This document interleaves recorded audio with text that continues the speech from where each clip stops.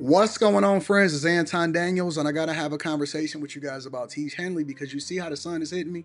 This is no finesse, no makeup, no filters, no none of that. This is 100% Tiege Hanley. I use it in the morning as soon as I get up, right after I pray and brush my teeth, jump in the shower, and I'm hitting the streets because you never get a second chance to make a first impression. So even though they're giving you 40% off your first order, 20% off for life, even though you may get a free gift, forget all that, right? Because we would do this even if it was full price because it's worth that much. I'm in the streets, I'm kicking it with people when I see Dusties everywhere. You don't want to be them. You want to separate yourself. And the way that you separate yourself is self care. Ladies get it for the fellas. Fellas don't wait for the ladies to get it for you. I'm about to hit the streets right now and I'm feeling confident. I'm feeling great. I mean, I already got confidence, but to have that extra boost of confidence, knowing that you've taken care of yourself and you set yourself apart from all of the rest of the sheep that's walking around making bad decisions on a daily basis. And it's reflected in their actions. It's reflected in the products that they use. It's reflected in the people that they follow. And so if you're trying to level up, if you're trying to make sure that you look good, they're going to send you the pack. They're going to give you all of the instructions on how you're supposed to use it. Then make sure you get your Tiege Hanley. Again, 40% off your first order, 20% off for life. Get your free gift. Make sure you tap in with your boy Anton Daniels because Unc is never going to lead you wrong. I would never have you use a product that I don't use myself. Again, they've been rocking with me for a long time. Make sure you get your Tiege Hanley. I love you. I appreciate you. I'm going to holler at you guys later.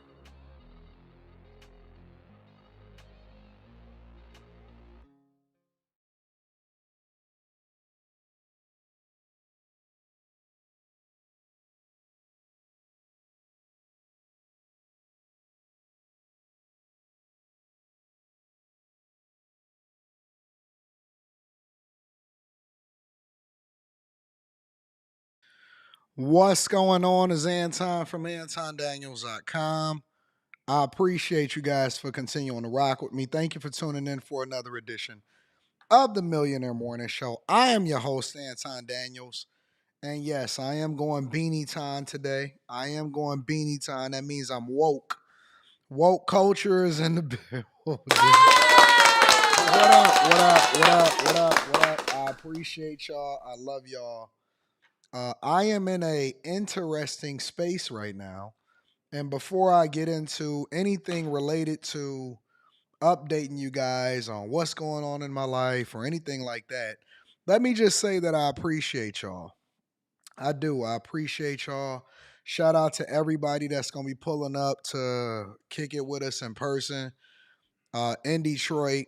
Shout out to everybody that's doing their thing. We'll get into that in a minute. We'll get into that in a minute. How y'all doing today? Let me know how y'all feel. How's everybody doing today? Uh, Eric Adams. Let me put a title on this before we get started with the show. We got a lot to do today. We got after hours tonight. Got the show tomorrow. Lots going on. Anton trying to preserve his voice. So excuse me if I'm a little bit brief on some things because I got a lot of talking to do. Meets with Trump's Border Czar, Chicago budget crisis. All right, we should be good now. All right, y'all ready? Y'all ready to get started with the show? So let me go ahead and do a little bit of housekeeping and then I'll bring y'all up to date on what's happening. First and foremost, so your reasonable services hit a like for the algorithm. So when you come in the door, we all good. If this is your first time here, if you've been here more than once, make sure you guys hit a like for the algorithm, subscribe to the channel, and turn on your notifications. Um, yeah, man, life is good. After hours tonight, live show tomorrow. If anybody is in the Detroit area but don't have tickets, if you anywhere remotely close, an hour and away, hour and a half away, 2 hours away, 45 minutes close, if you are going to be in the city and you do not have tickets, DM me. All right. Hit me up on Instagram, DM me. I am going to make sure that I answer y'all DMs so I can make sure that everybody is accommodated. All right. DM me. DM me. Make sure y'all hit me up. And if you need tickets to the show tomorrow night, it's gonna be lit. I'ma just tell you. You know it's gonna be lit in my city. If you need tickets to the show after this live stream, I will be going in my DMs. Very rarely do I go in my DMs on Instagram. But if you need tickets, if you are in the Detroit area, do not hit me up if you're not in the Detroit area. Because again, I want to make sure that my people are special and they accommodated for. If you do not have tickets to tomorrow's show and you need tickets, DM me in the Detroit area, and we're gonna have a conversation and we're gonna kick it in person. All right. So that's tomorrow night. Patreon members, we got Block Club. We got the real estate thing where we're doing a live stream on Sunday. So I'm gonna wake up on Sunday morning, Sunday afternoon. We're gonna do Block Club. I ain't gotta do nothing else with regard to that. But we're gonna be kicking it with Block Club. All right. That's Sunday. Let me read some of the super chats, and then we gonna rock out. It's the internet AG, ain't big dog, shaking my head. We got you. I don't know what that means, but I appreciate you. Shout out to Victor Williams, says morning family, hashtag bag chaser. Shout out to Vic Williams. I appreciate you being in the building, big dog. J-Lo on the track video production says headed to Detroit in an hour. Shout out to everybody that's pulling up to the show. I can't wait. Last show of the year. I meant AD shaking my head. The spell check is ridiculous on here. Oh, okay. I feel you. Thank you, my friend. Sean S. says, morning AD and the Chasers. Happy Friday. Bonus coming soon. Something for the collection plate, and thanks for sharing your experiences and insight. Yeah, I'm going to talk about that in a minute. I want to talk about bonuses. Chris Latson says, showing some love, AD. No player number 2 over here. Shout out to Chris. I appreciate you. Please play for me, family, says Chris Mayberry. I lost my job 2 weeks ago. And now my car has been stolen. Ooh, wee. Did you have insurance on your car? Did you have insurance on your car? Listen. I got you. Lord, be with the people that may be going through some things. Let them know that this is a setup for a great comeback. And this is an opportunity for you to do great things and showcase how great you are in their life. All right. Let me read some of these because we gonna pray before we get started with the show.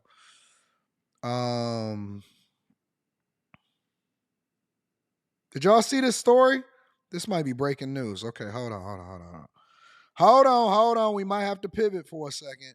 We might need to move some stuff around. Give me a second. Camille, I was waiting for your super chat too because I knew you always got a question. Shout out to ESDC. I appreciate you, Mike, that dude. Melvin Johnson, shout out to your anniversary yesterday. That's dope. That's absolutely awesome. I appreciate you. And shout out to everybody that hold us down.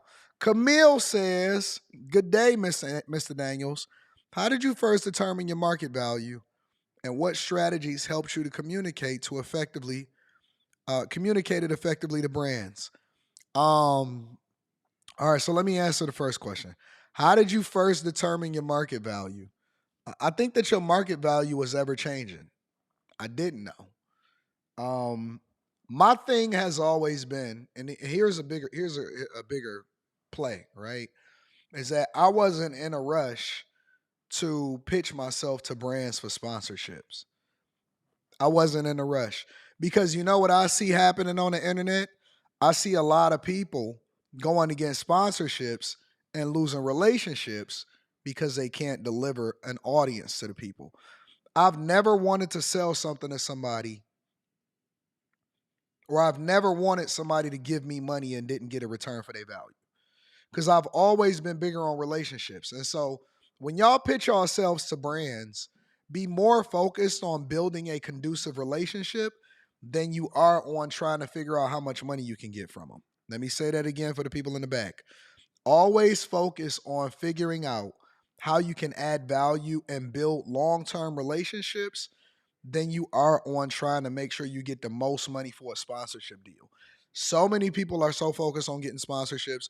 So many people are so selfish.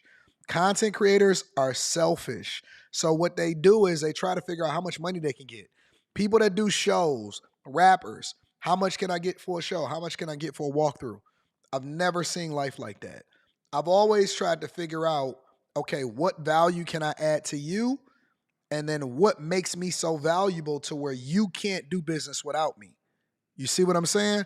So my value was determined by the value that I added into the business. So when I started doing sponsorships, damn, I can't say this. I'm gonna give y'all a little bit of snippet of it. When I started, for example, whenever I do a sale, because I did sales and I did all of that, my thing has always been I'm so confident that I'm gonna deliver for you and in the product that I'm pitching you. And this is why it's important for y'all to build an organic audience, to build an organic following for people that really rock with you. Because what happens is I was able to say, all right, so listen, I don't want no long-term contract. Let's just do this amount and then I'll undersell and over deliver. So I'll say, hey, let's do this amount. And then let's just do a trial run for a month or two. And then they come back and say, okay, well, listen, here's the way that you would determine your value. You got to look at the data, you got to look at the analytics, and they got to be honest with you. Me adding value into your life. Okay, I took less money here. Do you still want to do business? Of course they're going to say they want to do business. Then that's when you determine your value. Okay, well, what was the numbers? Okay, so this is how this is going to play out for you. All right, so this is what we're going to do. Right now, this is where I project myself to be. So this is where it is that I'm going to pitch you. We're going to go based off of where I am right now. Okay, you over deliver on that. When we re-up, we re up based off of the new numbers, right? So the value is determined by whatever it is that you're getting out of the situation and what they get out of the situation. Always do a trial run if you're confident. Always do a trial run. Then you come back, you renegotiate after a month or two, and then that's how you determine where your value is. And your number is going to continue to go up every single time. My goal is to sell out, not necessarily to sell you. My goal is to sell out. My goal is to have a venue packed. My goal is to have your product gone. My goal is this. If I can do that, then that means that we can start talking about growth. And then we have a relationship forever. Because a lot of content creators, they get their money on the front end and then they ruin the relationship because the person didn't get the value for their money. For me, I wind up doing deals where I basically do deals for years and we do deals forever. You might go to a different company. I got people that go to different companies and they say, Anton, we did business over here. Let's do business over here. Even when it come to corporate America, right? Even when it come to corporate America, the way that I had got the position that I'm in now, that I'm about to leave, was based off of the value that I added in another company that I was working with. And then he came over and was like, Anton, can you come in and look at what we're doing? And then they offered me a greater bag. So the value that you give often at time yields way bigger money long term when you build a better relationship. Don't focus on how much money that you can get in the beginning of the relationship. Focus on building value, building your brand, having a great relationship, and getting money forever. All right. So get out of here, Camille. Get out of here. Don't ask me no more questions. I'm banning Camille. Camille, you are banned for the next 2 weeks. Matter of fact, you banned to the new year. Camille, you are banned through the new year of asking any more questions and sending any more super chats. You are no longer welcome to send super chats, Camille. All right. We are done with super chats for Camille because she asked questions too good. I don't like it. I don't like it because you starting to get Patreon level content, and I don't. And see, but I mean, in a way, y'all get to see what we talk about inside of the Patreon. All right. So let me just look at this story real quick. 1 second, because I might have some interesting news. Let me see something.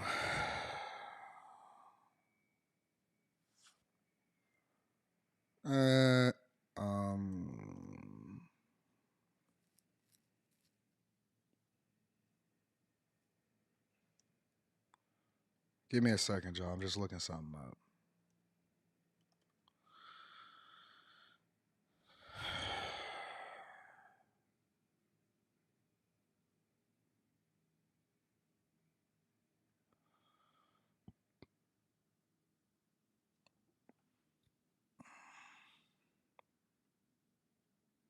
Did y'all see this real quick? Check this out. So this is kind of different, but we're gonna have this conversation real quick. So I just want to somebody sent this to me, so shout out to you for sending this to me real quick. Did y'all see this? All right, let me expand myself. So the Luigi guy, right? This Luigi dude, and we gonna get started with the show shortly. They're reporting that basically, and I don't know how true this is, but this is really being reported on multiple different sites. So maybe it's something to it, maybe it's not. But the Luigi Mangione, They saying that he basically lived a secret lifestyle that basically had a preference for black men. Let me say that again for the people in the back, because I know that this is y'all hero. This is the person that y'all love. This is the person that y'all was going to follow. This is the one that y'all wanted to make. All of the ladies was swooning over him and all of that stuff, right? But basically, they're reporting that people that knew him and interacted with him are saying that he was having a identity crisis and that he was basically living a secretly gay lifestyle, and he was basically a closeted, in the closet, homosexual that had a preference for fellas.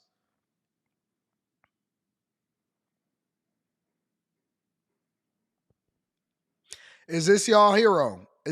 Before we get started, I want to make sure it does matter. Al Green say it don't matter. Oh, it absolutely positively matters. Why wouldn't it matter? When you become psychologically damaged to where you feel as though it's okay to take another human being's life, now we got a deep dive. If y'all have ever watched Criminal Minds, or if you've watched Mind Hunters on Netflix or any of these, there is an entire divisions that are dedicated to the psychological profile of what a killer is, how they transition into being a killer, and what their lifestyle is. So if you're going to sit here and tell me, and I don't know if it's true or not, but it is being reported across multiple different platforms. If you are sitting here telling me that it doesn't matter, it does matter. Everything matters. How you are treated by your family, whether you are hiding, whether you felt the shame, how that translated into the ways in which you communicated with people, which you then deep dived into, who radicalized you, why you became so angry even though you grew up privileged. All of these things matter. All of it. Okay? So you're not going to sit here and tell me that it doesn't matter. But I'm going to go through this article real quick. This is the best article that I could find that kind of summarizes what's being reported on multiple different platforms. They saying he lived a secret lifestyle. He was 26. Well respected by the Ivy League, currently in jail. More details are emerging about Mangione and his private life, and at least 2 gay men have come forward to claim relationships with him.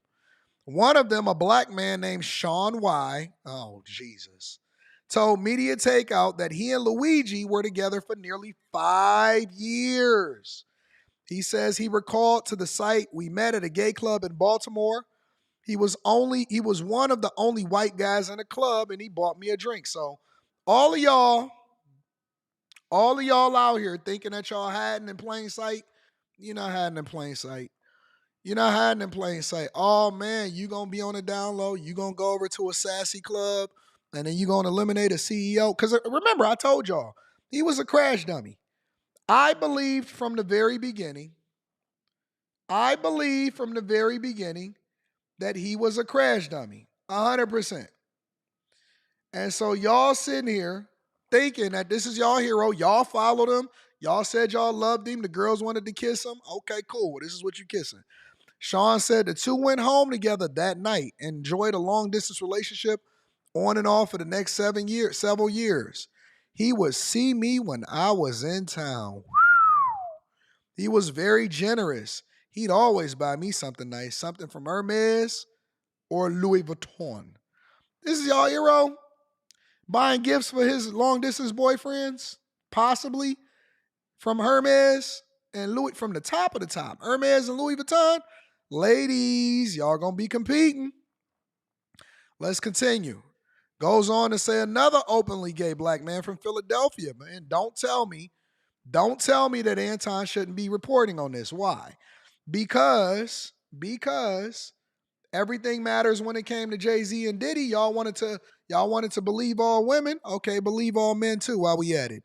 Another openly gay black man from Philadelphia claimed to have had a similar relationship with Mangione. You said the BBC is undefeated. Oh, now y'all want to abandon him. Now y'all don't want to be his friend no more. No. No, that y'all best friends is gay. Don't sit here and talk to me. The man identified only as Tommy said Mangione clearly had a type. I was wondering why no girlfriends had came forward. All of this time, I keep seeing all of his male classmates coming forward. Oh man, he was a great guy. He really, really cared about us as men. Okay, now I'm understanding why he didn't have no female girlfriends. All right. No, you buying it, Keisha. Come on, Keisha. No, oh, so now it ain't believe all men, it's only believe all women. Nope. We believe in everybody and everything. Goes on to say the man identified only as Tommy said Mangione clearly had a type. He was in a big he was big into hip hop and black culture. So his white friends probably didn't accept him. We're going to talk about this on After Hours tonight. But the two apparently kept their relationship shallow. We never really talked politics or anything. Tommy said, much like Sean, so they're corroborating stories, he showered him with pricey gifts. He said, I'm an expensive friend. Luigi knew that and made sure I was properly taken care of. Okay, so wait a minute. Rich kid, family owned golf courses and nursing homes, went to private school, had an identity crisis. Family didn't probably agree with his lifestyle, but they still kept him on the nipple, made sure that he was getting all of his nutrients when it come to his allowance and things like that. And he's spending his allowance on big black men. Okay, all right, let's continue. This is what's being alleged. I don't know how true it is, but I'm just going based off of what I see. He had the money to splash around as he came from a wealthy family. He is the heir to a holiday resort created by his grandparents and the brother of a top doctor. The suspect originally from Townsend, Maryland. See, this is exactly why. This right here, ladies and gentlemen, this is exactly why you have to reserve judgment and you cannot jump on the bandwagon immediately as soon as you see somebody and you think that they are 100%, oh my God, he's for the people. No, he was a rich kid that had an identity crisis and he liked BBC. All right. For those of y'all that's just coming, this is just something that's sent to me. So I wanted to have this conversation. Luigi Mangione, who was the killer of the United Healthcare CEO and was saying that he was advocating for the poor people, was really living a rich lifestyle, showering his boyfriends, according to these articles, with Hermes and Louis Vuitton, and he had rich friends, and he was closeted as a gay man, according to what these two guys are alleging, and he really had a preference for black men.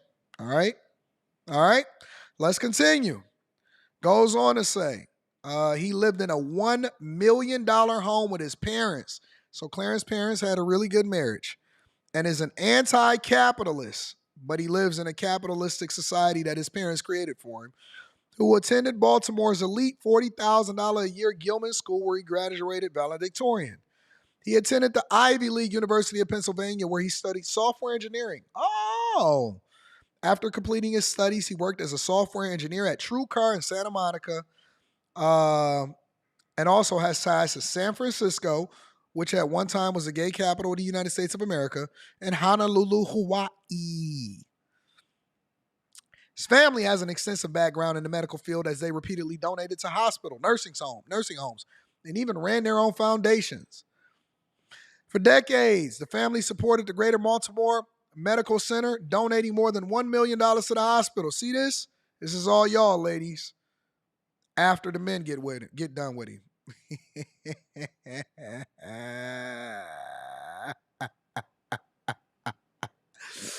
So, I just wanted to make sure that we was all on the same page. All right? Just wanted to make sure that we was all on the same page. Luigi Mangione now has men coming out and saying that he was possibly a bottom. He was a rich bottom, and he liked to take care of his men.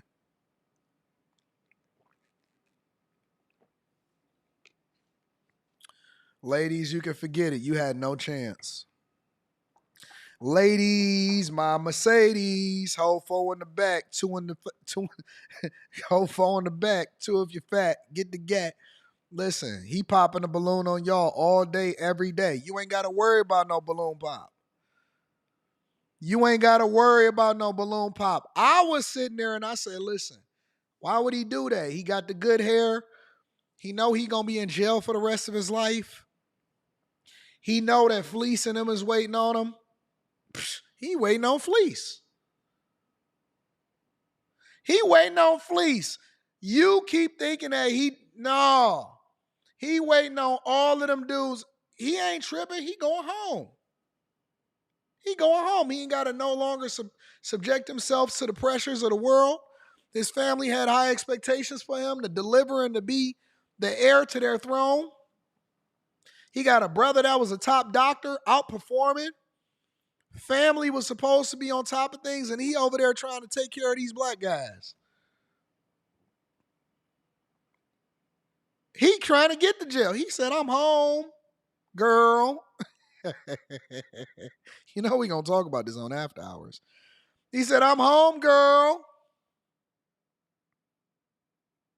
He got everything he ever wanted in life. Now he got the fame, albeit a little weird how he got it. He got the fame. He going to get the fan mail. And now he get to have unlimited boyfriends and he ain't got to worry about all of society's ills and woes. Somebody said he probably bisexual. Okay, well, where's all of his former girlfriends? The one thing that we have never had surface so far, because you know women can't wait to say that they was a part of the crew. Women that get with a famous man that then gets infamous, they can't wait to come out and say, yeah, he was my boyfriend. I don't know what happened. You ain't hearing none of that. You ain't heard. He 26 years old, went to an all-boys school, went to college. All of the ladies are saying that he good looking. And the one thing that we not going to say now, because the one thing that we haven't heard, we ain't heard none of it. I'm just reporting what I read and what everybody is sending me. We have not seen one person, not one woman come out and say, yeah, he was a great boyfriend, or our time together was tumultuous, or he was toxic masculinity. Nah. But what we are seeing is several men, and all of them are black guys. Shame on us. Shame on us black guys for always being the desire of both the women and the men. That's unfortunate. But what we are seeing is that there are several women that are coming, several men that hit him with the hey girl, and they saying that he liked to shower him with gifts. Here's what I am wondering. How come the guys get better treatment from guys than the girls get treatment from guys? Hey, he was buying his boyfriends, according to the article, Hermes, Louis Vuitton. Yeah, now the picture hit different, don't it? Don't it, Molly? Look, we never noticed all of the details in the back. Rainbow in the upper left-hand corner. All men. This whole picture is all men, and they all got them mustaches that kind of go over your lip a little bit. They either got mustaches or they got no facial hair at all. And everybody got their shirt super open. Everybody smiling, purple, green, blue, pink in the back, yellow. It all hit different now. The pictures hit different. The story hit different. The narrative hit different. Everything. I've never been to a bar like this before. Personally. Y'all said the one next to him don't even have a shirt on. Where they at? A marathon? He showed on. Hey, where your shirt at? The one over his left, our right. Hey man, where your shirt at? Why you got on the backpack with no shirt on? No, dog. No, hold on. This is different now. Luigi Mangione is being alleged to be, according to the article, a closeted man that likes or has a preference for black men. Ain't that something? That's why I say, y'all gonna learn to listen to me. Y'all are going to learn to listen to me. See, you called me and said that I was wrong. You said, nope, Anton, this was a hit. It came from Nancy Pelosi, all of this other stuff. Now, guess what I'm going to do? I'm going to throw it right back at you. And I'm going to say, I was right again. I was right again. Reserve your judgment. Stop thinking that you know everything. Hold off. Don't join the crew that always want to be the first to say something and lead. Oh, he's our champion. We want to follow this guy. No, he had demons on his back and in his booty. That's where he had it, according to the article. He had demons running everything. And everywhere around him, it was all over his life. And he was conflicted. He was broken. He was mental. He should have had an evaluation instead of going against the insurance. He should have used that good privilege that he had and got a psych eval instead of being out there with a 3D printed gun. Y'all thought this was y'all hero. Is y'all hero? Is y'all hero? This y'all hero. The guy that was privileged and didn't use his privilege for good, but he was out here running around and doing things that wasn't conducive for the world, and now he done took somebody else's life. Also, he can go and be with his people. This ain't even a story for the Millionaire Morning Show. This is a story for 2K. This is a story for 2K. This ain't even a story for me. Real talk. But again, no pun intended, I'm going to stay on top of it. We're going to talk about it on After Hours tonight. And we're going to have a conversation. I just want y'all to know who y'all heroes are.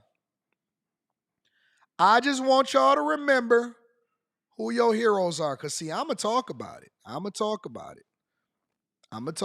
And don't tell me don't believe these guys, because y'all believe women that we don't even know, that accuse men of doing something, and we don't even know what the truth is, what the facts is. They accusing guys of doing something 10, 15 years ago. You telling me that I can't talk about these subjects? Did y'all know that breaking news that the Duke Lacrosse...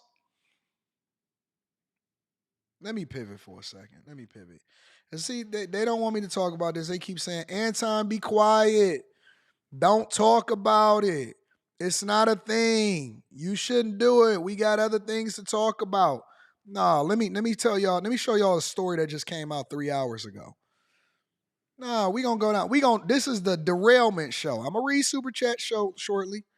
This is the Millionaire Derailment Show today. This was just dropped on Fox News. Check this out. All right, to a Fox News alert. The accuser at the center of the infamous 2006 Duke Lacrosse rape case just admitted to making the whole story. Y'all want to go back there? Y'all want to go back? Okay, let's go back. All right, to a Fox News alert. The accuser at the center of the infamous 2006 Duke Lacrosse rape case just admitted to making the whole story up. Chanley Painter is here with the details. Hey, Chanley. Hey, good morning. That's right. It was a huge national story back in 2006 when Crystal Mangum falsely accused 3 Duke Lacrosse players of raping her while she was performing as a stripper at a teen party in March of that year. And now, more than 18 years later, she is finally admitting that she lied about it all, saying. So, should I believe all women or no? I just want to know, should I believe? Come on, let's talk about it. Let's talk about it. Funny how I've been talking about this and I've been using this as an example for a long time. Let's talk about it real quick. Let's deep dive into it. Let me fast forward back where my spot was. Let's go back. Let's talk about it for a minute. Because I don't want to hear To no a Fox Victim News alert. The Olympics. accuser at the center of the infamous 2006 Duke Lacrosse rape case just admitted to making the whole story up. Chanley Painter is here with the details. Hey, Chanley. Hey, good morning. That's right. It was a huge national story back in 2006 when Crystal Mangum falsely accused 3 Duke Lacrosse players of raping her while she was performing as a stripper at a team party in March of that year. And now, more than 18 years later, she is finally admitting that she lied about it all, saying this, quote, "I testified falsely against them by saying that they raped me when they didn't, and that was wrong. And I betrayed the trust of a lot of other people who believed in me. I made up."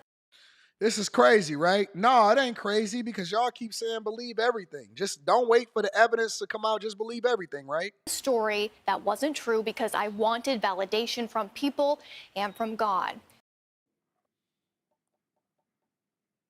So when I say, you know what? I think we should reserve judgment and we shouldn't just automatically say that somebody did something or just throw people under the bus by default by thinking that, oh, yeah, they did it. They did it. No. Listen, because we don't have to know who they are. We don't have to find out their character. We don't have to know anything. Nothing. We don't have to know nothing. We don't have to deep dive into it. We don't have to figure it out. All we do is just believe women. Let's just believe them. Why? Just believe them. Let them ruin lives. They'll come back 18 years later and make sense of the thing, right? The 46-year-old also apologized to the 3 Duke players who were all found innocent of the crimes and later sued the university after their case was dismissed in 2007. David, Colin, and Reed all had their lives upended. David, Colin, and Reed, and then the whole team who got their whole season suspended, all of their lives is ruined forever. Their names, when you put them in Google, is going to forever be tied to an accusation that was false against them. Forever. An undisclosed settlement. And the prosecutor on the case, Mike Nafon, was later disbarred for lying in court and withholding DNA evidence, which ultimately absolved the young men. And at the time, Magnum was not prosecuted for perjury due to questions about her mental health. But she is currently behind bars serving time after a jury convicted her of second-degree murder in the stabbing death of her boyfriend in 2013. So she was supposed to be the one that was locked up.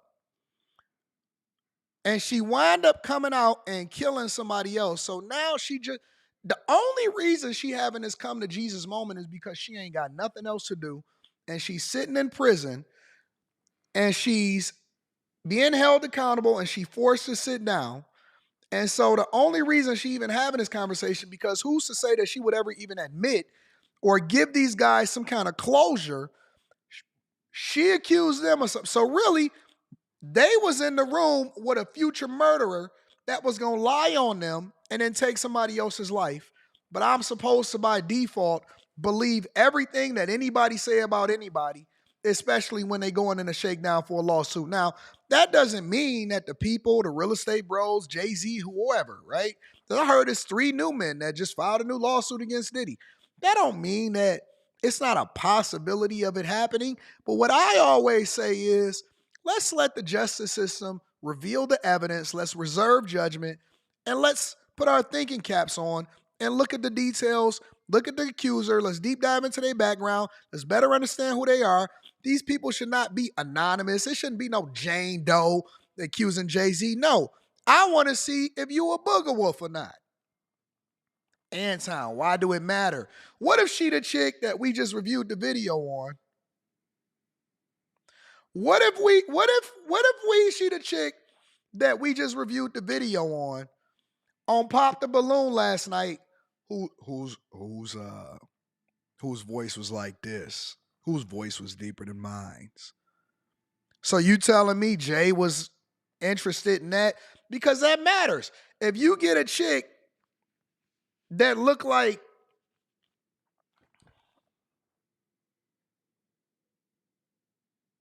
If you get a chick that look like who done it, who, what, when, where, why, and how, but she protect herself and she say, well, no, you know what? I want to be named as complainant A. I have a hard time rolling with that because for some reason, I think that if she get in front of a jury and she say, yeah, man, he got me, but she look like a booger wolf, they going to be like, nah, you're not going to get me. No.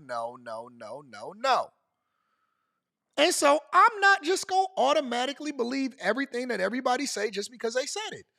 That's unconstitutional. It's unreasonable. Now, 18 years later, she want to admit it. You done already ruined my life.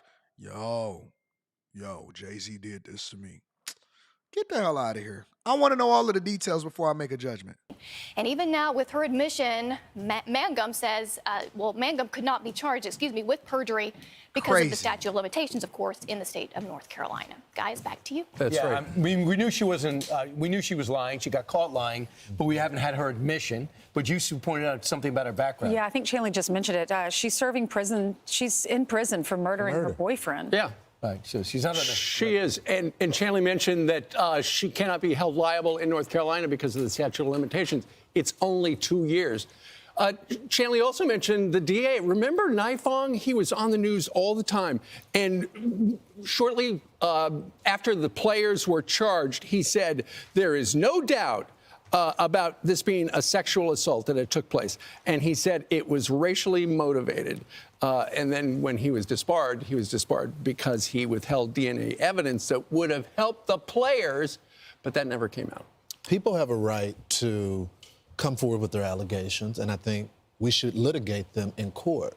But there has to be a severe penalty when people go out there and just make up stuff, lie, 100%. And destroy people's lives. Somebody said I would sue her. What was she? In prison? What do you mean you would sue her? She in prison for killing somebody else, for killing her boyfriend. That's the thing about lawsuits. You can sue broke people all you want. All you doing is costing yourself more legal fees and creating more of a headache for yourself. The only time it's worth it to sue somebody is if they got something to lose. Why Jay ain't suing this person? What? Because they broke. They broke. Where you gonna go? What you gonna do? She ain't got nothing. She in prison. What you gonna do? You gonna sue her? That's the danger with people that's being able to say whatever they want to say when they want to say it. Because when people ain't got nothing to lose, they can crash out with no repercussions. They ain't got to worry about it. She planned on killing her boyfriend later on that day anyway. What difference do it make? Let's ruin this person's reputation and say anything. What I got to lose? I ain't got nothing. Hey, he did this to me. I was over there. What do you mean, sue her? She 80-something, the lady that falsely accused Emmett Till of them. She was 80-something, and she finally admitted that she was lying.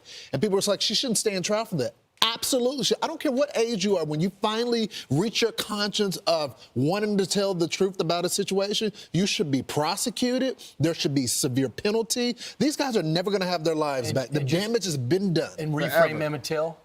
He was killed by he was killed by... He was lynched. He was 14 years old, was falsely accused by a woman.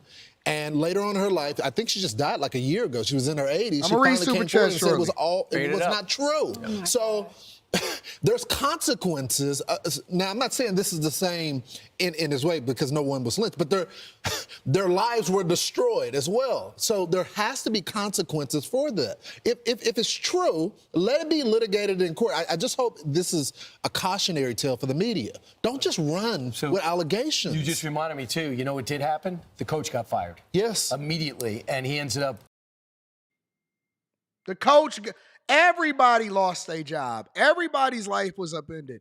Everybody's family was affected by this. Everybody's life is affected when people out here say stuff and when we just automatically, without any evidence, just take people's word for it. I say, well, listen, it could happen. It could not have happened. Let's see what the evidence says and then make an assessment then. Let's hold off while we in a rush. We ain't in a rush. We going to be here tomorrow. And everybody say, no, burn them at the stake, fire them, let them lose their job. That's the same thing that happened with the Me Too movement. Coach lose his job, Players lose their opportunities. Everything just go out the window. And we just be like, oh, well, let's just keep it moving. 18 years later, she might admit it when she's sitting in prison. No, you just basically threw everybody's life in shambles. Going to another school in Rhode Island, Bryant, and revitalizing that program. But he was considered one of the lead coaches. John Danowski, a fantastic coach, went down there with his son, and they restored the program. But essentially, he gets fired. They find out it's all a lie. Those kids, young, graduate. They can't get jobs, and now they don't want this on their resume. They're hoping their name's not picked up. But this is good news for them. That's why, 18 years later. 18 years later. So then people say, well, Anton, you delusional. I was reserving that story for tonight, but we can still talk about it on after hours. Anton, you delusional. I can't believe it. You should just believe in all conspiracy theories. No, I think that there's some truth to everything, but I want the whole truth. I don't want your truth. I don't want his truth. I don't only want one side of the story. I want to wait and see before I make an assessment. That is the reasonable thing to do. It's the reason why I said innocent until proven guilty. But when we jump to conclusions and we convict people automatically in a court of public opinion, and we take opportunities from them and remove food from their mouth just because we want to see somebody burned at the stake, that's the problem with people that make emotional decisions. You have to preserve and wait and be patient and then see how things play out. Why are we so quick to just automatically believe it? Oh, no, you should just believe her. Believe who? Believe what? Believe her? No, I don't believe her by default. I need to understand, why was she in the room with him? Why we ain't never heard no woman come out and say, hey, Luigi was busting us down. He was crazy on us. No, but it's men that's coming out saying, ooh, he was great. Everybody want to show. Nah, nobody wants to come back and say, you know what, we was wrong about that. No, you've been wrong. You wrong. You've been wrong the whole time, and I'm trying to readjust your mentality so that you'll have a better perspective. And I'm sorry. You know what? We didn't even pray today. That's what's wrong. That's why we going down this dark path. That's why we ain't do quick hits. That's why we ain't done nothing. We gonna skip quick hits today. That's why we going down. You know what, Lord? Before I read the super chats, I apologize, Jesus. I do. But I do hope that you make the rest of this day the best day ever, and that you give us things that are edifying for our soul entertainment, but also keep us in a great mood and prepare us for this awesome weekend, this day, this year, and we go into next year with the right mindset, listening to Anton, because Anton is going to tell him the truth. I'm not going to lead him wrong. But Lord, bless this show and bless everybody that is watching this show to be edified and to enjoy themselves and get the medicine inside of the candy. In Jesus' name, amen. Y'all ready to continue on with the show? That was a heck of a beginning of the show, wasn't it? Let me read some of these super chats and then we're going to continue on with the show. Yeah, Camille, thank you for the question. I appreciate you, baby. King Jacquin says, good morning to all. What up, good brother Anton? What up, King? It's a glorious day, ain't it? P. Shank says, morning, Anton. What is the name of the store you were in this morning? It was Meyer. I was in Meyer. It was huge, organized, and clean. The stores I patronize in St. Louis isn't clean. It was Meyer in Detroit. Meyer in Detroit is a huge grocer. They're like the Walmart of the Midwest, but it's a Michigan company. So, yes, I was in Meyer. I said that I wasn't going to say it, but I'm going to say it for you. Black Beauty in the building says, happy holidays to you and your family. Happy holidays, Black Beauty. Rosita Attila says, good morning. Ready for the best morning. And for information, Comedy with Anton is a very influential person in my life. Shout out to you. I'll appreciate you. Hey, anybody that needs tickets, if you are in the Metro Detroit area, if you need tickets to the show, DM me. All right, my Instagram information is down in the description of the video. If you're in the Metro Detroit area, do not DM me if you're not in Detroit, if you did not plan on being at the show. We expanded the venue. If anybody needs tickets to the show, if you have not purchased tickets yet, DM me and hit me up. We can talk about it. I'm going to make sure that y'all taken care of, especially if you're a bag chaser. Shout out to Rosita. Robinson says, good morning, Anton. You see your favorite lunch ladies are reviewing Ozempic and hating that the government is fat shaming because Ozempic is too high to afford. Seriously? Just close their mouth. Just eat less. That's all you got to do. Unbiasedly Raw says no more Patreon. You got that right. That's because you keep asking all of these Patreon level questions. AR says that explains the back issues. So that's why his back hurt, allegedly. Allegedly. I'ma needs you to get that soup again. I'm sorry. I'm working on it. C. Hayes says, report stated that Luigi is a distant cousin of Nancy Pelosi, which is interesting because the CEO was to testify in front of Congress on insider training, which Pelosi was a part of. No, he was a bottom. He was a bottom. He was a gay man that liked black guys. That must be why his back was snapped up. Elsa Turner says they like tying any revolutionary activity to black people. The entire House of Cards rests on black people being involved some way, somehow. Can't help it if he liked the bottoms. Pat Gigatayman says that probably why his back was sore up. He was doing the bit. Go back and look at the valedictorian speech video. Look at how the black boys in the back was looking. They knew something. New boss says, check topic. AD, we get it? Nope. You didn't get it yet. Better be careful. Anton reporting on Luigi. He might take that as flirting with him. We ain't got to worry about where he going. He got enough boyfriends now. Double R Quake says, I don't know, bro. If he was sassy, why would he risk everything to pull his mask down and flirt with a chick? I think that CEO was making some changes.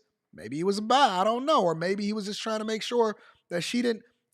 We'll get to it. I broke my back, spinal. Shout out to Iron Mike, says J. Ben. Biz Q says the roommate was saying he couldn't have sex because his back makes sense now. He was a power bot. Oh, God. Jesus Christ. Lord help us. So Luigi paid other plumbers to lay pipe. I don't know. Prince Amir says, I just want to say I appreciate you. Before I joined the Bag Chasers, my income was roughly $50,000. I'm up over 200 bands. And we still got a few weeks. Bag Chasers, we up. If y'all not a part of the Patreon, we got Block Club this weekend. It's going to be dope. Phenomenal live stream. He wasn't a smooth brain. He was giving smooth. Gives a whole new definition of player two, huh? Oh, my God. Luigi pulled his mask down to flirt with Steve instead of Eve. Background looks like it's raining men. Luigi pulled the Bronx tail reverse. Dang. Laugh my off. Yo, 2K is Sudoku Demo on the loose. We don't know. We just going based off of what's being reported. Love this show, AD. This is DJ Excitement. Shout out to DJ Excitement in the building. I'm a video DJ bag chaser in North Carolina. Keep doing what you're doing. And I'm curious, are you doing another investment event for the bag chasers like last year? I don't know if I'm going to do it this year. I don't think I'm going to do it this year. Nancy Pelosi in the hospital overseas. Tory Lab says he was a booty hunter or a pedo booty hunter. It's a big difference, dog, like Puffy. Anton, he wants to drop the soap. Oh, my goodness. Mayberry, isn't she in jail right now as well? Yes, she is. Just did a video on this AD and Al Sharpton. Really, shout out to my girl Mika in the building. I appreciate you, baby. Robinson says she probably saw your live stream with the brick lady when you mentioned this. As a reference to believe all women, she felt guilty and came forward. Anton, you're a powerful man. I don't know if I'm that powerful. Nelly says, Anton, I've been rocking with you all year. We know it's wild out here. Help us find some good ones. We need to find our soldiers too. I'm with you, bro. I'm on it. So the prosecutor pulled a Kamala with the evidence. Yes, he did. Luigi gonna be in Oz to Chris Brown. No guy. Oh, my Jesus. Big difference was he was only a booty hunter or was he a pedo booty hunter? Accusations of your favorite rappers. Shout out to Trey D. Kid Chameleon says Tesla girl bots looking better and better. It's rough out here. Good morning, AD. Luigi's going to be braiding hair in cell block 3 Omar Williams style. Rat tail combs, blue magic, do-rags. Oh, my gosh. Would appear racism worked in her favor. Green Monster says sue and take the toilet bowl out her cell. Ugh. The woke beanie had you off. I'm on. Call me 7. What up, though? Anton is Jeannie Caroline on Trump. I don't believe her even a little bit. Last Friday the 13th, yes, hitting that beanie must be channeling some Mojo Jojo energy. Keep up the dopeness. Can't wait to 2025. Hey, we got our after hours tonight, y'all, just to let you know.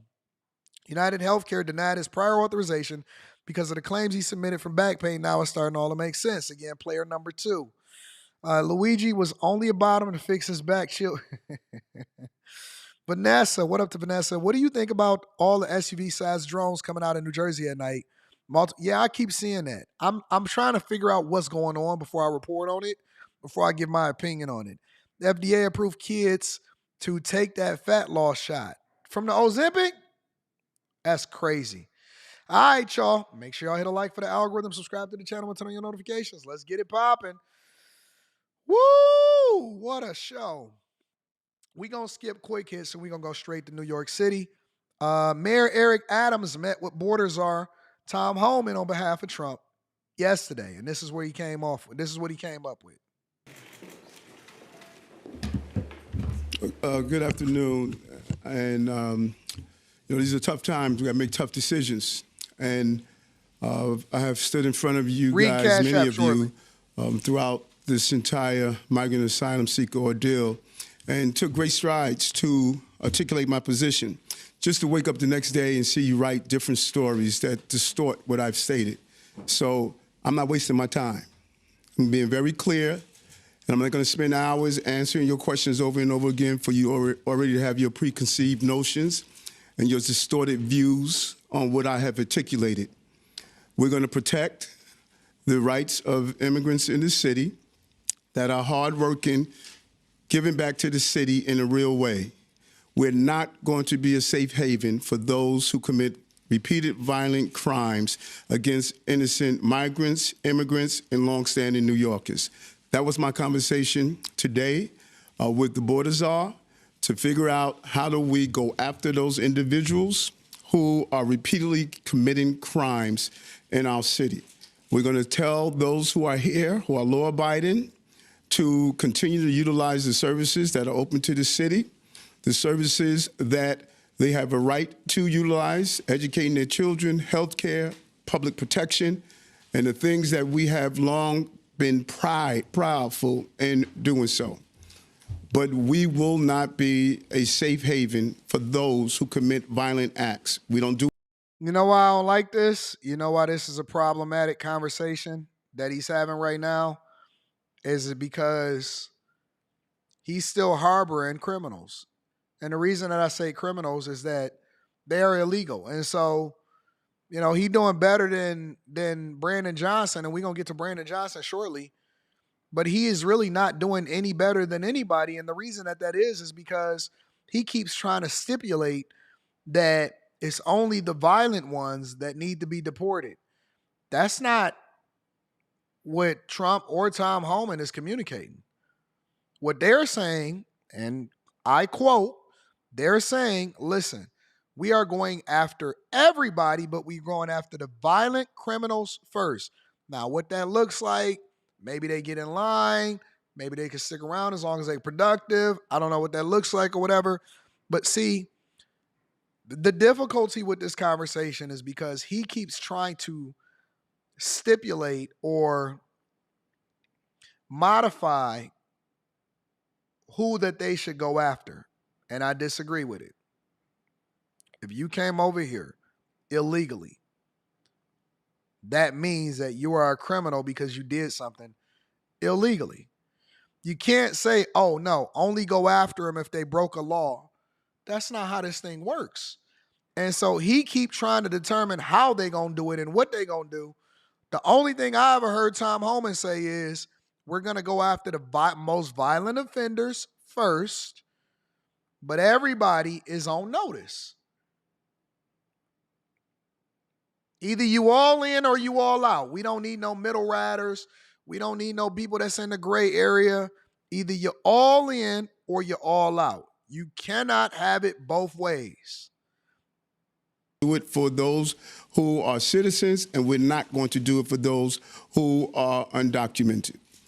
We made terrible mistakes in the past by preventing to keep our city safe from those who are committed repeated acts of violence. particularly these dangerous gangs that we have witnessed in our city, and we're not going to continue in that direction. I'm going to answer a few questions, and then I am leaving, because it's not going to matter what I respond to anyway. You have your preconceived thoughts already. Okay, first of all, I do not have a preconceived thought. I want you to know that right from the start. Thank you. Number one here, are we talking about people who are just charged? Or does that, I mean, convicted, or does that include charged? And how exactly, if you could give us some specifics, would this work? Our legal team is vetting. Do we have the authorization to sit down and speak with ICE legal team to operationalize what both our desires are? And once we get that approval, then we will give you a complete layout of how it's going to work. Mayor? Yes. Right here, sir. When you told Mr. Holman, I'm willing to work with you to make sure we're not a safe haven for people committing crimes, he pushed back and say, I'm looking to deport beyond that. I'm looking to deport undocumented people simply because they are documented dreamers, for instance, asylum seeking migrants who have not committing crimes. And what, if anything, did you say about deporting those people who have not done any crime? He told you he pushed back on it? I'm asking you, did all right. he push back on you saying I want a broader scope? From what I heard from the... He's like, oh, he told you what we really was talking about? Oh, he told you that he read me the riot act? Did he say that? Because he said he wasn't going to say that publicly. He said I was going to be able to come out and make it. Let me tell you what the conversation probably really went like. Let me tell you what Eric Adams was in there and was probably like, hey, listen, so we only going to get the people that we know is doing the violent crimes first, right? And Tom was like, listen, Eric, man, I don't want to waste no time. I don't want to play no games with you because I'm a straight shooter. And I need you to know that anybody that's illegal, we coming after them. Now, they may have a little bit more time for y'all to figure out what y'all want to do with them. But if they here illegally, big dog, we got it. Now, we are going to come after the most violent ones first. But I just need you to know that we not playing no games. So either you in or you out, because we not playing with y'all. And so Eric was like, all right. But just listen. I'm running for re-election. I'm running for mayor. And I'll play ball. But let me just do this my way. Let me let them down easy, because I don't want people to think that I'm just going all the way in on this. I'm going to tell you how the conversation really be going. All right, you know what? That's why when the guy asked him, he said, so he's like, he said that? He said that out loud? Oh, okay. He didn't say, you asking me. All right, cool. That's what really happened. That's how it's really playing out. The incoming head of ICE is that we have the same desire to go after those who are committing violent acts, repeated violent acts among innocent New Yorkers and among migrants and asylum seekers. That's what I heard from him, and I was pleased to hear that because we share the same desire. Hi, Mr. Mayor. How are you? Good. How are you, Greg? Good. So, in part of this meeting, you were looking at how to address it and kind of meet the new administration a little halfway here, maybe, however you guys are going to meet. Part of that conversation, as you've mentioned, Marsha Kramer's show, is looking at executive orders. So, was there any talk about executive orders? And then, what would those executive orders entail, and how would they work to kind of address what you had discussed with the orders are today? I spoke with our my legal team here to look at the powers of my executive orders to accomplish my goals of ridding our streets from those repeated individuals who carry out violent acts of violence towards New Yorkers and towards migrants and asylum seekers. And once we come to a full understanding of that, then we will report on it. Hi, Mr. Mayor. What did you ask incoming Border Czar Holman about his plans for his scope for deportation? What questions did you ask him about how far he wants to go with deportations, and what did he tell you? Well, I think that what has been reported is totally distorted from what our face-to-face, eyeball-to-eyeball conversation. His goal is the same goal I have. We cannot allow dangerous individuals to commit repeated violent acts of violence in our cities across America. I've said this before, and I'm surprised the way everyone is attempting to state this is a new coming of Eric Adams. I've stated this over and over again, long before this election, that this can't be a safe haven for violent individuals. You have a right, a privilege to live in this country, and those who want to commit acts of violence, they are violating that privilege. Sir, that if you're a law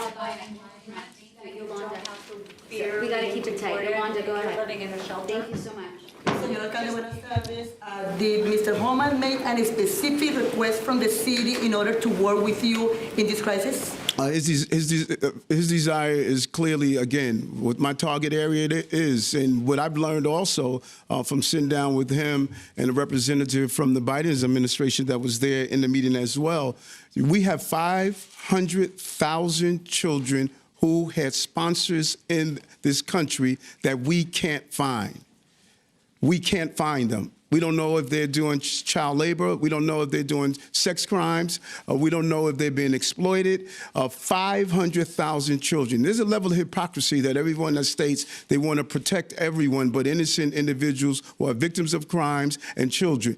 I want to support and protect children and innocent people that are victims of crime. And those who don't understand that, it's not up to me to try to convince them. I know what my job is, my goal is, and I was clear of that while running and when I became mayor. Safety means everything to me. 500,000 children, we don't know where they are right now in this country.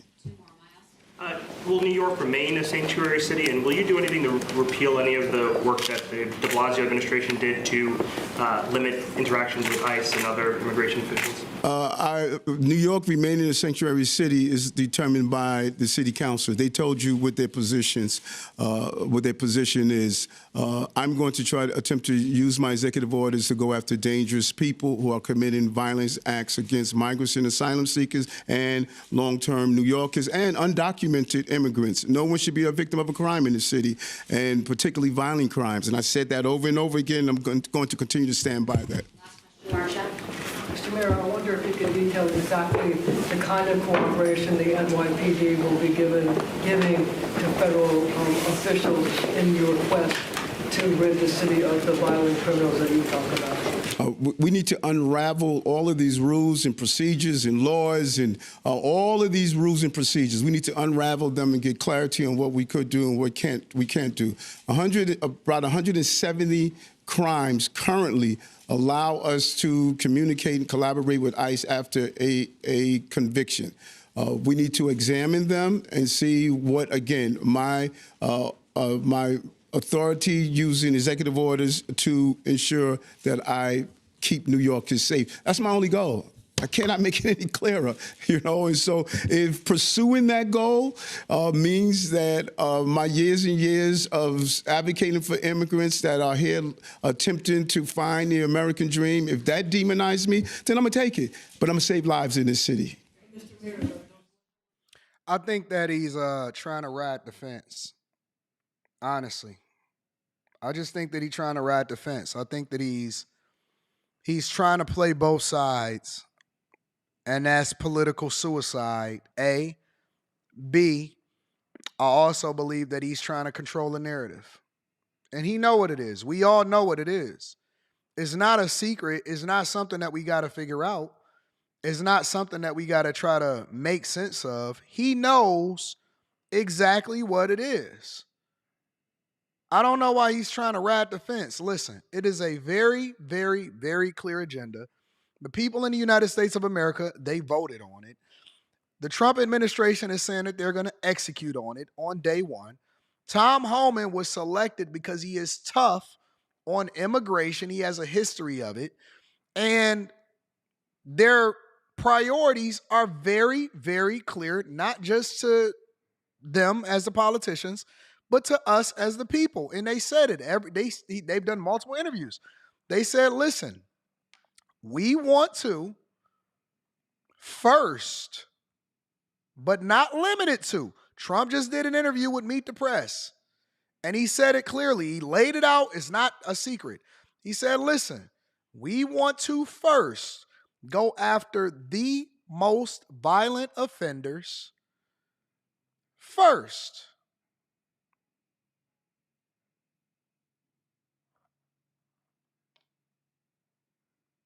after that, if you are over here illegally, you're going to have to account for that.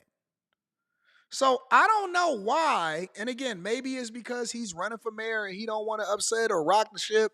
But at the same time, he's trying to, I don't know. But he's trying to play both sides. And that's the thing that I do not like about Eric Adams is that you got to pick a side. You can't play both sides. But let me go ahead and read some of the super chats and we'll go from there. The despicable Joe Biden's pardons are really wild. He just released 3 Chinese spies according to X. Let me dig into that. Thank you for the information. J Ben is in the building. Shout out to my dog J Ben. J Ben says, oh, now he ducking fake news. Right. Spacer says, you think you ever gonna do 12 days of Christmas again? When did I do that? 2 years ago? Yeah, I'll do it again. I don't know if I'm gonna do it this year, but I'll do it again. Speak on the drones over in New Jersey and NY. I have to do more research to better understand it before I start to speak on stuff. Let me also acknowledge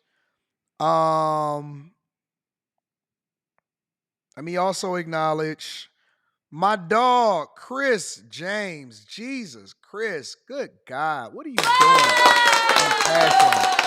Holiday bonus for the impact that you've had on my life. Well, at least we add value. Chris James, I love you. I love everybody that contributes into the platform. Thank you, guys. Make sure y'all tap into the Patreon. Link is in the description. If you need tickets to the show tomorrow, DM me. If you're not following me on Instagram, my information is down in the description of the video. I don't have any alternative accounts. So any of these fake accounts are saying that they me, they not me. If you need tickets to tonight's show or tomorrow's show, DM me and we'll talk about it and we'll figure it out. All right? Let's continue on with the show.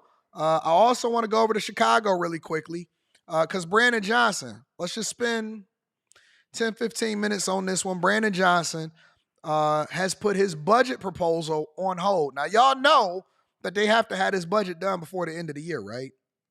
And y'all know that they had all year to get this budget done, and they knew that they was going to be facing a $942 million deficit, right? But that's not all. Let's continue. Chicago City Council has 3 weeks to pass the city budget. Mayor Brandon Johnson wants a vote this Friday. However, some alders are still not sold on the new taxes, fees, and fines the mayor is proposing. Political reporter Marianne Ahern here now to tell us what happens next. Marianne, aldermen are recognizing it's down to the wire with a deadline of December 31st. The mayor's allies feel he has been listening to their feedback, but it is not clear if he has the 26 votes he needs. Mayor Brandon Johnson's office now proposing a $68 million property tax levy. That's down from the initial $300 million. It's the third version of the budget with mere days left to negotiate. I do not think that there will be 26 votes to pass this budget on Friday. The proposed taxes add up to $234 million, plus a number of fines and fees controlled by the city. Taxes would be hiked on things like streaming services, cable, and parking garages. Aldermen react. What you see before you is just really a budget that is going to nickel and dime the residents of the city of Chicago once again. Nobody in the city council wants to raise taxes, but I don't know what the alternative is. Plus, the city's tax on grocery and other store bags would go from 7 cents to 10 cents. Los Angeles also charges 10 cents. A bag tax, that can be avoided if you bring a tote with you to your shopping place. This is so dumb. This is the dumbest thing that I've ever seen in my entire life. I'm not sure that there is a worse mayor in the United States of America. I'm not sure if we have a worse state or worse mayor of a major city. Again, remember, there's probably hundreds, if not thousands of mayors across the United States of America, right? Major city, large city mayors are under fire. Governors are under fire. I am not sure that we have had a worse large city mayor in the 2020s than we have for Brandon Johnson right now. He could quite possibly be the worst large city mayor in the United States of America. And they don't even have a budget deal. And they had all year to get this budget deal passed. And it's in the 11th hour, and he's putting it on hold. fool, man. Consumers aren't exactly thrilled. What you gonna do? They turning it into California.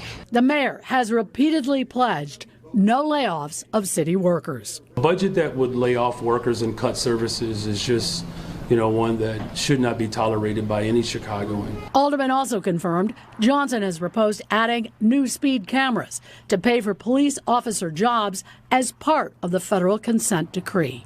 More taxes. This is what this is. When you talk about the cost of living in these cities, he's basically taking the worst of what you see over in Los Angeles and California and New York City, and he's bringing all of the worst over to Chicago without the infrastructure to support it. Because remember, New York City is the financial capital of the world. New York City has the ability to continue to fleece the people in New York with the highest taxes in the land because they are the financial capital of the world.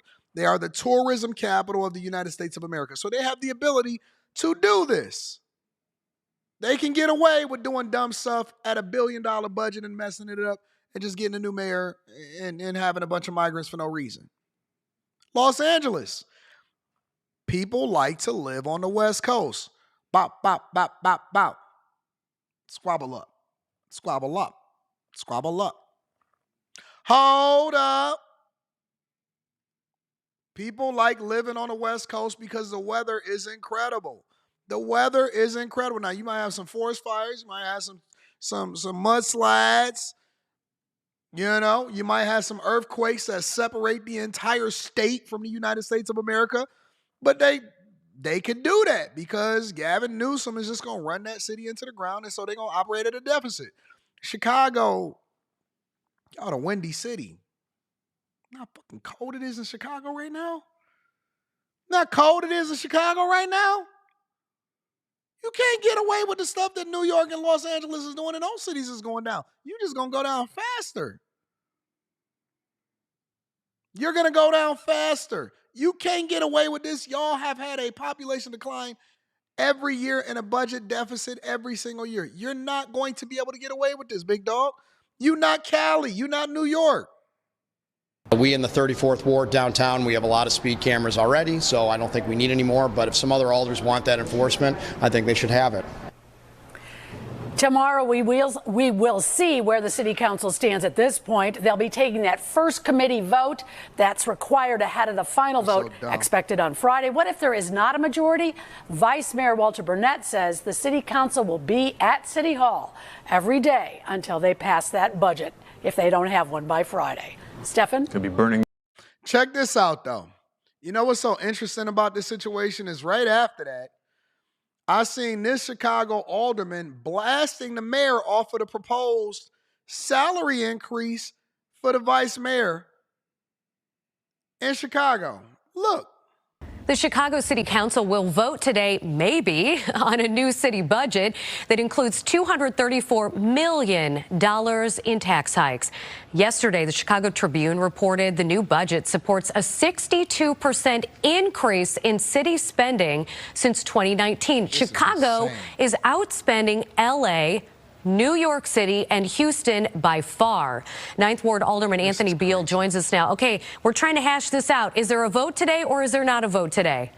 Well, we really don't know yet. We're hearing, through different avenues that they're going to try to postpone the vote. But we've already postponed it long enough. The budget has been pushed back a couple of months, and the mayor's been trying to buy time, and he's been trying to buy votes. And, right now they don't have the votes, so I think they're just trying to, buy themselves more time in order to try to convince other aldermen and probably buy some more votes to go their way. Okay, so let's say that then a budget either isn't voted on or does not pass ultimately within the next week. We have a deadline at the end of the year. What happens next? Well, the thing is, they've been trying to have this scare tactic saying, if you all don't vote for it, we have to vote for it by the end of the year. And this has been a disaster that has been created by the administration. They purposely pushed this back to try to force us into the holiday, into the new year, trying to force us to vote on something that we know is a horrible budget. And so we can extend it. There's nothing in the law that says we cannot extend our budget past the first of the year. Yes, by law, we're mandated to do it. But, we can always extend it. We can do a 2-month or 3-month budget in order to get this thing right. So we're not going to be forced into voting for something that we know is totally inadequate for the people of the city of Chicago. So the Chicago Tribune yesterday put out this editorial saying that Chicago spends way more than the other 4 largest cities in the country. And that includes when you take out the pension obligation. We are still spending so much. Why are we spending so much money, and where is it all going? We've always had a spending problem. And that's why the coalition of 15 aldermen have been staying together to say, look, we need to have cuts and efficiencies. When we have a disaster like this, when we have $1 billion deficit, how do you continue to spend without first looking for cuts and efficiencies? How do you look to increase certain aldermen's budgets and take other aldermen and give their wives security detail in this budget when we have a budget deficit? We need cuts and efficiencies, and we can get there. We've identified over $1 billion of cuts and efficiencies, and this administration has ignored it. And we're not talking about layoffs. They're trying to scare people saying they're going to be layoffs. We've never said anything about layoffs. There's enough fat and efficiencies in this budget to where we can cut over $1 billion out of it without having any layoffs. Our budget has increased $5 billion over the past. Wait. Did he say that they can cut over $1 billion out of the budget without no layoffs, but y'all got a $942 million budget deficit? Did he say that? Hold on, let me see something. I thought I heard something wrong. And efficiencies in this budget to where we can cut over $1 billion out of it without having any layoffs. Our budget has increased $5 billion over the past 4 years. This is out of control, and I'm really excited that the aldermen are finally standing up and they're seeing what we've been talking about. $1 billion? A billion with a B. And they still raising city taxes on y'all? And they still giving money over to the migrant crisis? Man, listen, bro. If y'all are as Chicagoans, we got a mayoral election within the next 2 years. The same way that y'all got a mayoral election, we got a mayoral election. We've had a phenomenal mayor. I'm not even going to cap. A phenomenal mayor in Mike Duggan, which Mike Duggan is now moving on, and he's going to be running for governor of Michigan. I am very much excited, and hopefully we can get together. We are going back and forth. And at some point, I'm expecting to interview him inside of my new studio next year, along with a lot of other different politicians from all over the country. And then in addition to that, I'm expecting to do some bigger interviews, and it's a lot coming soon. We have an upcoming mayoral election in Detroit. If you think for 1 second, because I've seen a lot of people throw their hats into the ring. I've seen some lifetime politicians say they want to be mayor of the city, so on and so forth.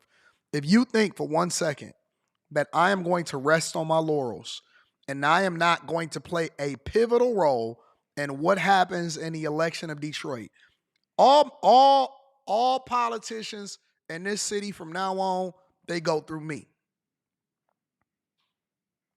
All roads, and we proved that this last election. Michigan turned red. All elections in the city of Detroit and in Michigan, all roads lead through me. Not Fox 2 News, not the local Fox 2 News, not the local news over there, not the local news over there. None of them do even remotely the type of numbers or have the impact on what happens in the city. All roads lead through me. If you don't think for 1 second that I am going to be vetting these candidates with a fine-tooth comb and determining and playing a bigger role in what happens in my city, because I'm not going to have nobody come in like Mayor Johnson and mess up what we got going on. We moving. We shaking and moving. Things are going well. Development, business leaders are participating. I see cranes all in the sky.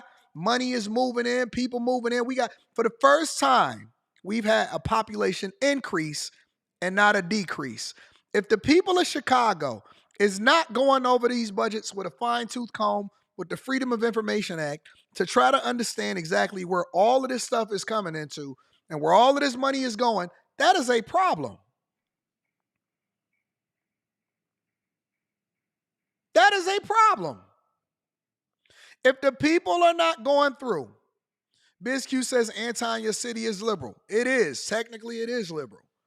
Technically, it is liberal, but we have become more conservative than ever. And I don't think that Mayor Mike Duggan, he's current mayor of Detroit. You know what Mike Duggan said? He said that he's not running as a Democrat anymore. He's only running as an independent in order to become governor of Michigan. He's abandoning the Democratic platform himself because everything that he's done from a business perspective, Mike Duggan was a businessman. He was a CEO before he became mayor of Detroit. And he's worked very well with all of the city council and all of the business leaders and everybody that's in the city and the police, chief of police, and he's supporting them. All of his values, see, I believe a lot of these mayors and stuff like that, they run as Democrats because they understand that people vote based off of identity politics and an alignment with a party historically, but it doesn't mean that the things that they don't execute on is conservative. So I look at the individual candidate, not just the party that they run on. And if the people in Chicago are not, and I'm not talking about Chicago flips red, Chicago flip red is I love what y'all got going over there. But how are the people not going over these budgets with a fine-tooth comb to try to understand where they got all of the fat at? Why are the aldermen the only ones that knows what's in these budgets? All roads going forward come through. Don't do coke in the bathroom studios. All roads go through there. Here in Michigan. Now, entertainment-wise, I don't get involved in all of that. I don't get involved in politics and the rap culture in the city and none of that. That's for y'all. But when it comes to business, money, and politics, all roads come through. Don't do coke in the bathroom studios. That's it. That's it. For a long time, and they're standing up to saying, you know what, enough is enough, and we need to get the city back on the right track because it's headed in the wrong direction. What kind of cuts would you propose? What have you found? Where is the bloat that can be cut? Well, when you look at the fact that we've gone up $5 billion in 4 years, what we've proposed to the administration is go back to 2020 levels, pre-COVID, and then look at that number and then do the cost of inflation, which is 3 or 4% per year. That alone is $536 million. We all know that we need public safety. There are over 2,000 police vacancies in the police department. There's no way on earth we can fill 2,000 vacancies in a year. So let's take 1,000 of those positions and put them on the shelf, not eliminate them, but put them on a shelf because we can't fill them anyway because we don't have the capacity. We can save $172 million by just putting those positions on the shelf and come back, and when things get better, we can start filling those positions. We can't fill. Y'all need more police officers. Y'all down over 2,000 police officers. Y'all need police. Y'all gotta have police. Anyway, we don't have the capacity. We can only put about 120 officers through the academy every month. So even if we did on the height, we're only talking about 1,200 officers that we can put through the academy. So that's another $172 million. So that's just the tip of the iceberg. When we look at all the bloat that's in all of these different departments, we can cut it and we can get it done. So I'm imploring all of my colleagues, vote this budget down. Let's start over and let's really force the administration to do the right thing by the people of the city of Chicago, and we can do it. Okay, I can't let you go without asking you about this. Exclusively breaking news yesterday on Paris on Politics that in this budget that Mayor Johnson is proposing is a $400,000 salary for the vice mayor for the city of Chicago. Explain that one. Well, let me just say, in my 25 years in the city council, the vice mayor has never had a budget. It is just a position in the event that anything happens to the mayor, which we definitely don't want anything to happen. However, $400 million. So when you look at the vice mayor, he has 3 budgets. He has his automatic budget, he has the budget of zoning, and he has a budget on the vice mayor. Vice mayor has never in history had a budget. but yet you get $400,000 basically for people to do nothing. It's to reward people for doing what you want them to do.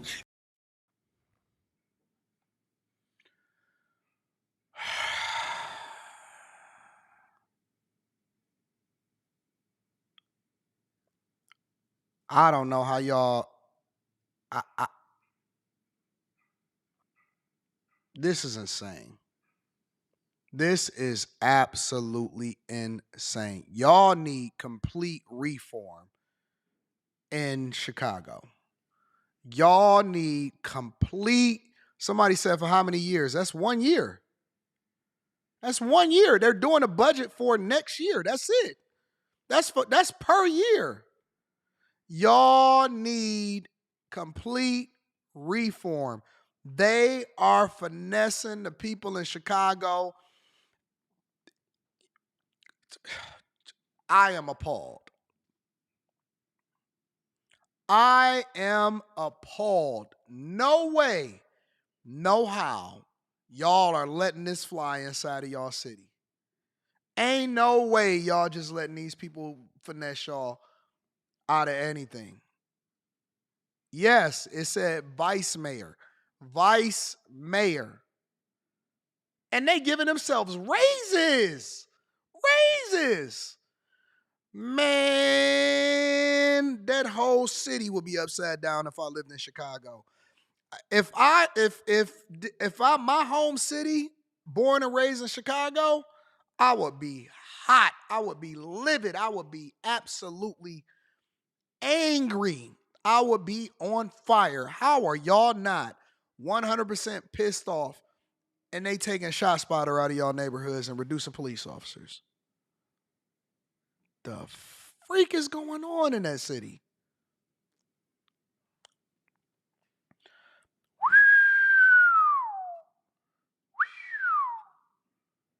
Good. Googly moo. Let me read some of these super chats. Again, if you are going to be in the Metro Detroit area and you still need tickets, DM me. DM me if you're going to be in the Metro Detroit area and you need tickets to come and kick it with me tomorrow at the show. It's going to be an absolutely awesome show. Onaka Sanders says, Anton just joined the Chasers. Excited to be a part of this community. Michigan made. Onaka, Michigan made. Are you still in the city? Hit me up. DM me. Just King says, what up, though? Shout out to my dog, Just King. Not too cold. Jussie Smollett about to go to the subway. Chris Cunningham says, the problem with Chicago has a long crime problem. Now they have a migrant problem. Brandon Johnson needs to do what President Nayib Bukele did and put all of the criminals away and then just start governing from there. Yeah, I heard about that too. I seen that. My daughter has sent that to me. Anyways, make sure y'all hit a like for the algorithm, subscribe to the channel, and turn on your notifications. Let's go to Tiffany Henyard, man. Let's go to Tiffany Henyard. Tiffany Henyard set up a press conference. Don't want to spend no more than 10 minutes on this. Set up a press conference, and she wanted to have a conversation about Thornton Township supervisor and her current lawsuit. Check it out. All right. Good afternoon, everybody. Thank you for coming and thank you for waiting. I called this press conference just to talk about the injustice done on December 3rd as it relates to Thornton, Riverdale, Harvey, Lansing, Markham, Homewood, Phoenix, Burnham, residents of Thornton Township. It saddens my heart to see such inhumane done to our seniors who stayed outside in the cold for hours waiting just for their right to vote. I stand today as their leader, as a mom, as a resident of Thornton Township, as someone. I don't know about that resident part. I heard that they trying to evict her. Y'all know anything about that? I don't know about that resident part. That's a hold on. You know, Tiff, I've been on your side for a little bit now. Let me see something. Tiff, I've been on your side for a little bit, but you can't finesse us. We need to get that residency check, though. Let me double check, make sure we got that fixed. I got to be objective, Tiff. I've been on your side for a second. Unfortunately, I don't know how I ended up on that side of the fence, but let me see something. Dalton Mayor Tiffany Henyard has a new crisis on her hands. She's being booted out of her home. Fox 32 has obtained copies of an eviction notice filed in Cook County Court against Henyard and her boyfriend, Kamal Woods. Henyard has been renting a home in the 14600 block of South Harvard for the past 3 years. But the owner of the home told us Henyard and Woods are behind on the rent. Happening tonight in the south suburbs, the woman who owns a Dalton home that she leased to Mayor Tiffany Henyard has filed eviction papers. She says Henyard has not paid her rent, and now she wants her out. NBC5's Regina Waldrop with the story. We talked to Tiffany Henyard's landlord, and she says she came to this Thornton Township meeting Tuesday night hoping to get paid what she says she's owed. We do not have a quorum, so we will not be having a board meeting this evening. With Thornton Township's board meeting canceled, Janetta Hull will have to find another way to serve an eviction notice to Supervisor Tiffany Henyard, also Dalton's mayor. So now I have to pay a special process service. Yeah, I don't know about that residency thing, but we're going to get there. We're going to get there. Let's get back to the original conversation. That will not stand for injustice to anyone. I stand for voters' rights. We stand for voters' rights. Today, you will hear from me, the attorneys. To my left is Max Solomon. He's the lead attorney. To my right is Angela Lockett. And we also have Trustee Darlene Gray Evers and several other residents standing with us. Today, we are asking the courts to allow us to be heard. Today, we are asking to unmute our voices, which was muted on December 3rd at the caucus. I do not like dictatorship. I do not like a hostile takeover. I did not like what happened that evening. Everyone was there. Everyone witnessed what happened. So today it's kind of like you're getting a taste of your own medicine, though.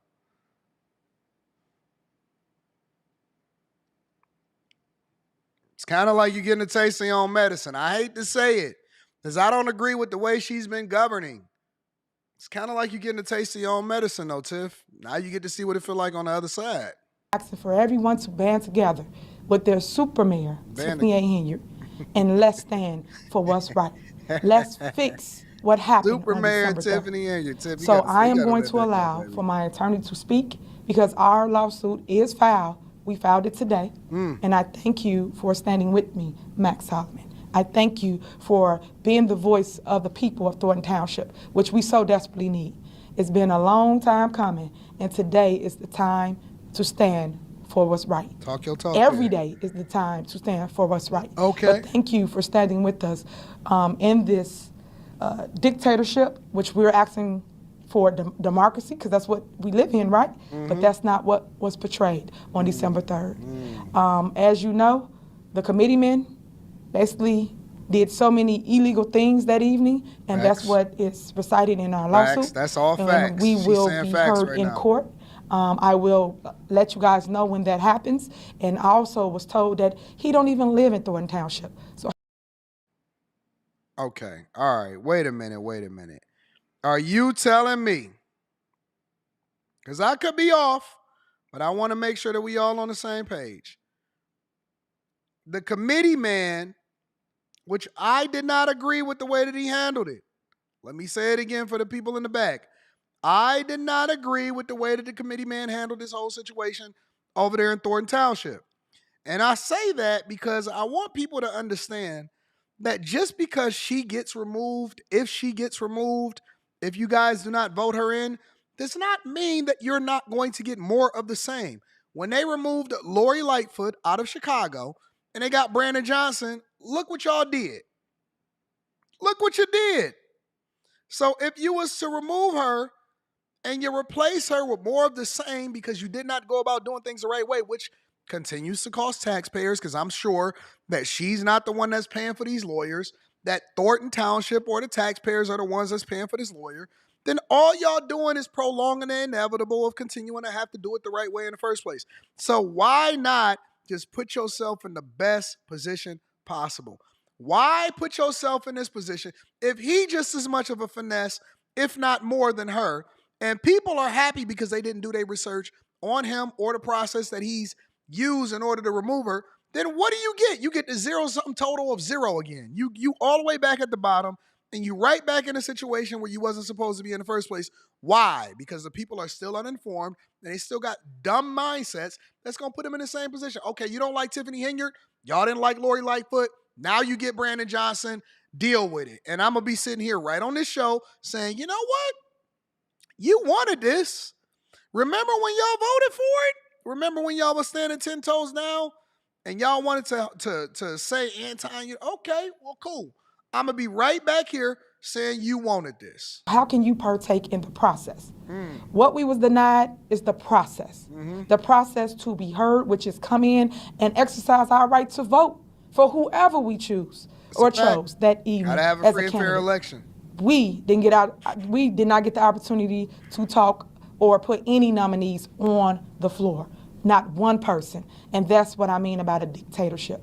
So I'm going to allow for Max Solomon to speak, and he can answer any questions after everyone speaks. Thank you. I don't disagree. I don't really like guys with afros in 2025 going forward, but let's see if he got anything to say. Thank you, Supervisor. Good afternoon. My name is Max Solomon, S-O-L-O-M-O-N. Look how well-spoken he is. We got Quentin up there. Is that Quentin? Is that Quentin talking? Today, at the request of the supervisor, a lawsuit was filed at the Circuit Court of Cook County, County Division. The lawsuit names Committeeman Napoleon B. Harris as a defendant, and it also names the Democrats of Thornton Township as a defendant. We're asking the courts to declare that the caucus that was held last Tuesday, December 3rd, is invalid. We're asking the courts to allow... Hey, you well-spoken. I got to give you credit. Let me see what the lady talk like. She got a lady coming up, too. Yes. Or Mr. Price. Thank you. Just like to say that this has been an ongoing theme with the injustice and the illegal, what we would term illegal acts against our super mayor.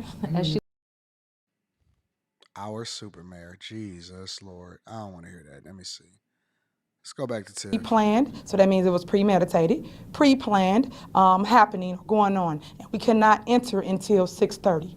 Reminding you, a caucus have already went out stating that it was taking place at 7 p.m. on that same very night. It saddens my heart because why would they send a notice stating that they're not going to open the doors to 6:30? Everybody know that seniors especially come early to vote so they can go back home. And if you knew, like I know, hundreds of people was going to show up, because y'all didn't know that, huh? Because y'all painted me as bad news for quite some time, that people didn't know I was going to come with drones of buses, drones of cars showed up to vote for drones or droves? When we all showed up, they had to stay in their cars. They had to get out of line. Some people stayed in line because they wanted to wait just to vote. They then start opening the doors about 6:45. That's about 15 minutes before the actual event starts. How are they going to process over 500 people in 15 minutes? No way possible. The only way that I entered the building or got to the front of the line is because a young lady, baby, got taken inside without her. So she was banging on the door saying, let her in, and making a mess, a stir up, which any parent would. So I went up to the line to help her. That's how I got up. When I got up, I got in maybe, 6:50? 6:50, checked in, and I proceeded to the gym room. As you can see on the tapes, you see me in the middle of the floor getting ready to hopefully nominate myself and my team, and anybody else should have been able to nominate themselves on the floor, and that did not happen. Once 7 o'clock hit, the committeemen started the caucus. Reminding you, hundreds of people are still outside saying, let us in, let us vote. They did not listen to anything I stated, when I said, hey, is people still outside? Let them in, committee man, let them in. Don't start the meeting till the people get in. What's the point of having a caucus if it's not going to be fair? What's the point of having a caucus if it's going to be dictatorship? What's the point of having anything if you're going to mute the people's voice? I stand for our voices to be heard. I stand with the people of Thornton Township. I stand for righteousness. All right, I don't need all of the speech, but unfortunately, she's right. I hate to say it, but I got to be objective and I got to tell the truth. Unfortunately, she is right. She's right. You cannot circumvent the process of what a free and fair election is. And if y'all are so convinced that she is not the best person for the job, then all you got to do is beat her in an election and you don't have to try to finesse. And when I see people that then pull this type of stuff, it makes me question whether or not they would actually be better for the job or if we're just going to get more of the same or worse. So, unfortunately, she's right. She's 100% right on this issue, objectively speaking.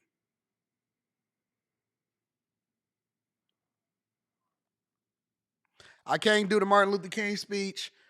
I can't go back and forth or whatever, so on and so forth. But again, she's not wrong. Y'all can get in y'all emotions. Y'all can say back and forth. Y'all can go on all of that stuff.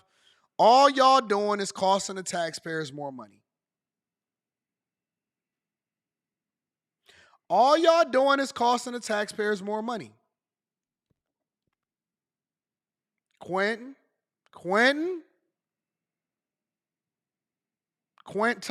let me make sure I pronounce it a certain way because I know that Kerry was catching hell yesterday.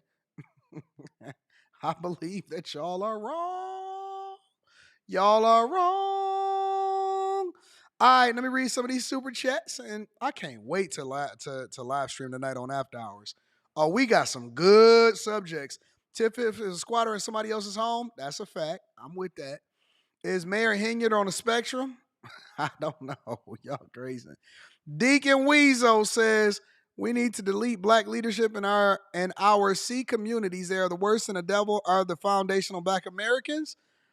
You got to get that spelling together. Tiffany should hire him to teach her how to speak. Spaces is crazy. That Wakanda speaks very well. Our brother. All right, y'all. I had some other stuff lined up for y'all, but I'm going to just hit y'all with this last one because I thought that this was pretty interesting.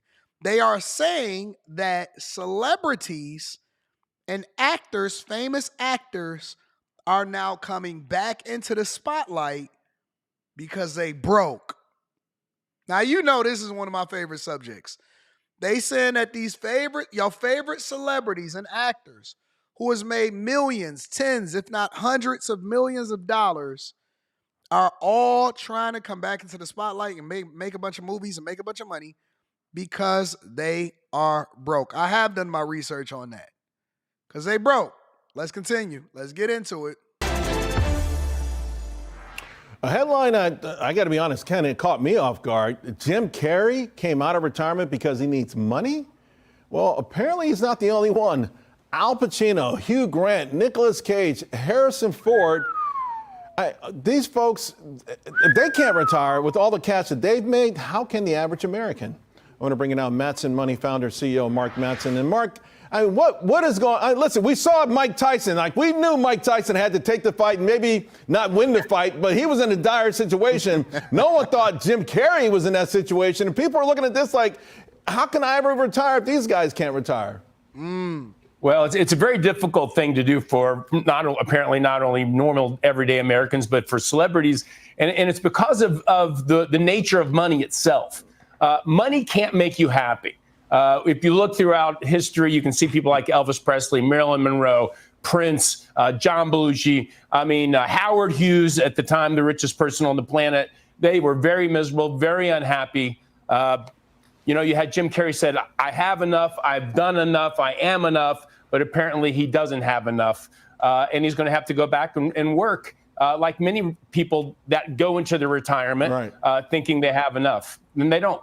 So, and we know, to your point, more people are working longer. They're coming back out of retirement. So is it a myth? I mean, is there a path to really retiring comfortably? There is a path, but it's a difficult one and wrought with a lot of danger. So I always tell people, look, most people dramatically underestimate how much they're going to need. There's a rule of 4 in financial planning, 4%. It basically says for every $1 million, you can basically take $40,000 a year in income. And that's if you make absolutely no mistakes in your investing process. So, most people don't want to retire on $40,000. So look, if you're going to have $120,000 a year, you're going to need $3 million bucks. And most people are dramatically under that. And then the second thing that they do is they take way too much risk in their investing process, often losing up to 50 to 75% of their money right when they need it the most. So this is the rule of thumb. Let me give you a realistic rule of thumb because they just talking about stats and all of that other BS. Most people are severely underfunded and they are not planning for their lifestyle after they no longer have the ability to be able to do the same thing that they're doing. I plan on going over this because I want to go over my whole package inside of the Patreon. So after the 31st, after December 31st, I will then be updating my LinkedIn with my work history for the current position that I have now that I'm no longer going to be at. I talked about it a little bit on After Hours, but basically I had a meeting yesterday and the question was, will I move over into a different division that possibly have me going into the office, or is that it, take a severance and all of that? And one of the reasons that I was waiting for so long, and I announced this months ago that I had been anticipating no longer being a part of corporate America after this year because we had sold off a division that we had developed and so on and so forth. One of the reasons that I had been holding on and didn't just say, hey, I quit, is because I wanted my severance. Now, one thing about us, we got to make sure we get our bags. Ain't no just quitting. I want to have a conversation to figure out what that severance look like. I want all of my PTO. I want all of my severance. I ain't using no PTO this year. I want my entire severance, and I get a bonus, and I get all of that. So I get the whole shebang, right? And it's a pretty nice severance package, which I hadn't planned on being here next year anyway. So it's like, you're paying me to come, you're paying me to come, you're paying me to leave. All right. So I made the decision that I didn't want to stay with the company, and so they're giving me that severance, right? You said Anton is retiring like rappers do. I'll be back. I'm not ruling it out. If somebody hires me and they say, Anton, we want you to run this, the stipulations are going to be huge and the bag got to be crazy. I don't anticipate ever going back into corporate America. However, I'm always open to the possibility of what if, right? If it fits into the lifestyle, if the bag is what it needs to be, then we can have that conversation. But our Lord, the point of this conversation is that most people don't plan their exit strategy. Most people, they either make an emotional decision or they are forced out. Most people, Robert Dalton said we got to look out for our celebrities. You wrong. They better go and get a regular job like everybody else. Ain't nothing wrong with going and getting a new job, figuring it out, go and make your $70,000, $80,000 a year and live a regular life like everybody else. We don't have to look out for nobody. We got to look out for ourselves. You can't help nobody until you help yourself first. But my point is that most of us don't plan. We always don't have an exit strategy. We either forced out or we just suffer. And very few people actually has an exit strategy. Everything that I do today, all of the things, even the bad chasers know that my real estate investment strategy, you don't make a whole lot of money in real estate initially. Real estate is a way for you to preserve and grow wealth, not necessarily a way for you to generate millionaire status for the majority of the people that are in real estate. There's really only 4 to 5 ways that you make money in real estate. I went over that. We're going to go over it again in Block Club this weekend. We'll get to it. But the thing that I'm basically saying to you guys is a couple different things. A, just because these celebrities have made a bunch of money does not mean that they know how to manage money. I don't care how massive your bag is. I don't care. If you do not understand the language of money, you will eventually go broke. If you do not understand the language of money, they could have great acting chops. They could be good rappers, good entertainers, good acting, all of this stuff. And at the end of the day, they got baby mama problems. They got child support. They got alimony. They are not great investors. They all live in California. They pay an egregious amount to continue to hold on to their homes. And they broke. And if they don't make another movie and hurry up and get to it, then they're going to be broke again. Most of your favorite celebrities are 2 to 3 years away from financial disaster. Most of your favorite celebrities are at best 2 to 3 years from a financial disaster. And so when you think about your life, because they can't go back and get a regular job without getting teased. People going to pull up to their job. Oh, man, you cooking fries. Ain't nothing wrong with getting a regular job, but the pride. The pride. Y'all keep celebrating these people, thinking that they the greatest of all time. No, they struggling. They don't understand business. They don't understand money. They don't really understand a lot of this stuff. You said, nah, 50 Cent, he's rich. Yeah, of course you're going to have some that actually understands the game. But let me also help you to understand this. 50 work. 50 work. He rebranded himself. I heard he about to do a residency. He just came off of a world tour. He got a catalog that he continues to get paid off of. He made smart financial decisions when it came to his contract. 50 still grinding. 50 still work. He's still shooting movies. He doing multiple different things. See, y'all not really also taking into consideration that the ones that are great, they still working. He's still working. He's still running up a bag. He's still working. He's grinding. He's hustling. He's getting to it. And that's dope. I love that. That's the thing that I'm a champion for. Then you have to start figuring out how you're going to make sure that you manage your resources. I've always fully funded my 401ks. I've always made sure that I plowed 90% of everything that I did, or everything once I got a certain threshold, back into real estate, back into the businesses, which then will eventually pull off, over $100 and something thousand a month once I get to a certain threshold. That way, in addition to all of my other investments, it'll continue to sustain if you do it the right way. It's the reason why I don't have any mortgages. It's the reason why I continue to roll over investments and I'm building houses now. I'm not doing this for the now. I'm doing this for 15 years from now. I'm doing this for 15 years from now. Everything that I invest in now is basically for when I'm 55, 57. So, and let me also say this before we get to the rest of the article, because a lot of people got this misconstrued. It is better. Hear me out, y'all. Hear me out. It is better for you to have something paid off that you can afford, paid off that you can afford. Let me say it again. 3 times, like Dr. Umar Johnson. Paid off that you can afford, than something that you are buying because it impresses other people, but you got a crazy mortgage because you did not pair what you make to your lifestyle. I significantly, and I'm going to always advocate for this, live severely under the amount of money that you make. Pare your lifestyle down. Make sure that you got your stuff paid off and make smart financial decisions. People think that the flex is to have a huge house. No, the flex is to be able to have a paid off house that you can afford. Listen, if you can, everything in you, no matter what happens, have a home. No matter what happens, have a home.